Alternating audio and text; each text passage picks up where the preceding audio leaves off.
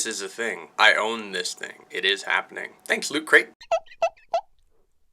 Hey everybody, welcome to another Top 10 Tuesday. It's November 24th. So as you saw in the beginning, my most recent Loot Crate arrived and this little shredder sunglasses were part of it. This is awesome. I plan on wearing this in my casket. Okay, I'm not gonna have a casket. Who am I kidding? I'm gonna get cremated, but I wanna have this kind of like portioned up right in front of the urn, just sitting there. So as for yesterday, the kids, Logan and Liam, both had a pretty good day. Liam's doing a little better after the breathing treatments. And he also got to visit with his honorary cousin Jacob yesterday from Mike and Andy's channel. Andy and my wife Michelle spent the day together hanging out. The kids got to sleep in their swings together, and it just looked so cozy. I think that's something that we should institute for adults. I think we should have big adult kind of swings that we can all take naps in. I'm gonna put one right back here. So we're getting ready to have family over for Thanksgiving dinner. We're gonna do what we've done for the last few years, which is actually just order the entire dinner. I know that there is something kind of magical about working together as a family to kind of like cook the whole dinner. And you know, someday we'll get to that. But right now, since the kids are so little, it is really hard to spend all that time in the kitchen. And it's just easier. We've got a restaurant in town that does really homemade style kind of cooking.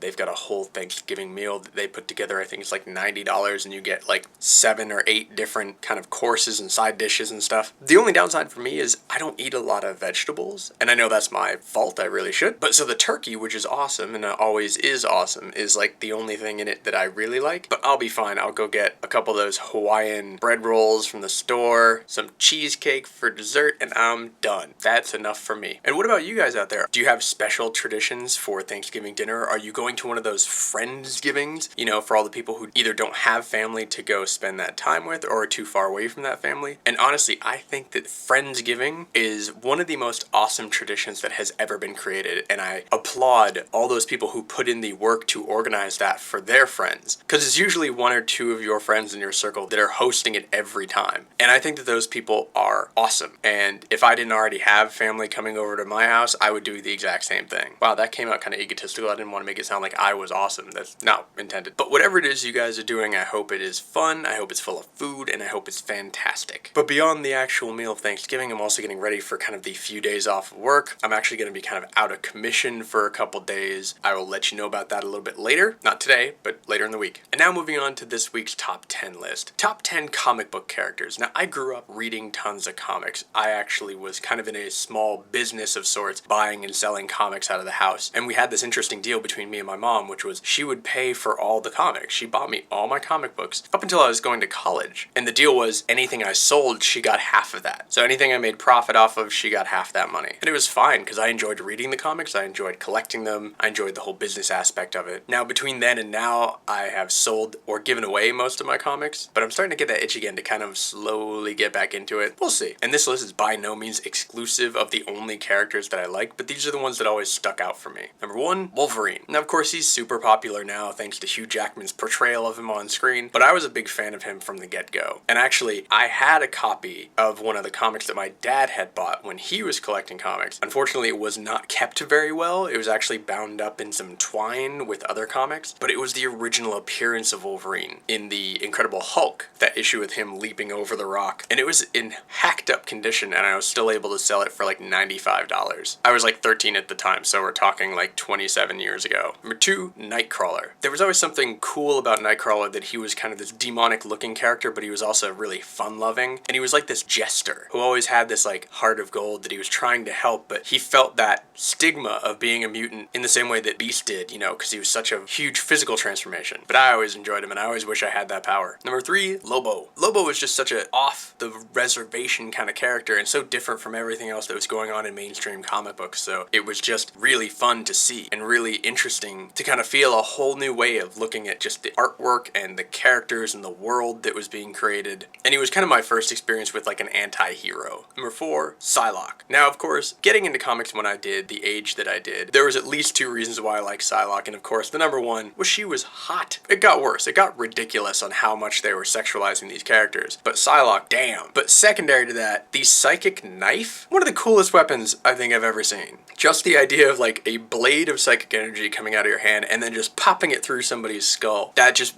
I was like, okay, screw Nightcrawler's power, I want that. Number 5, The Crow. And I know that The Crow really kind of started as a graphic novel character and then kind of spun into some comics. And The Crow itself is not really one character, it's numerous kind of people who have been brought back by The Crow. It was a mythology that I really liked, it was a series of comics I really liked, and I still think that the first one, the Eric Draven storyline, was one of my favorites. And as I've said before, I ended up dressing up as the Crow when I was in college pretty much every Halloween while I was there. Number 6, Angel, but not Angel in the beginning, not with the white wings and the feathers. I liked Angel post the apocalypse metamorphosis, because that was badass. He just came out looking so cool, the metal wings, and then as he could fire those razor feathers out of his wings, that was rad. Number 7, Doctor Strange. Now Doctor Strange was actually one of my mom's favorite characters as well. She had 2 favorites. Hers were Doctor Strange and Silver Surfer. But Doctor Strange was just really cool. I mean, he was kind of the #1 magician slash wizard in the Marvel Universe. And while you always had mutants and kind of people with special powers, Doctor Strange was, you know, the old school kind of spell books and crystals and that kind of thing. And I always thought that was awesome. Number 8, Uatu, the Watcher. Now, this is kind of a weird character to pick. There was something about this idea that this big bald-headed guy in kind of like a cape just stood there out in the galaxy and just was like, I'm so disappointed. But I'm not going to do it, just disappointed. And then of course later in his timeline eventually how he had to get involved to save the Earth and to do things that were kind of against his whole race's creed of not getting involved. And now as I look back, I also think that Liam strangely resembles Uatu.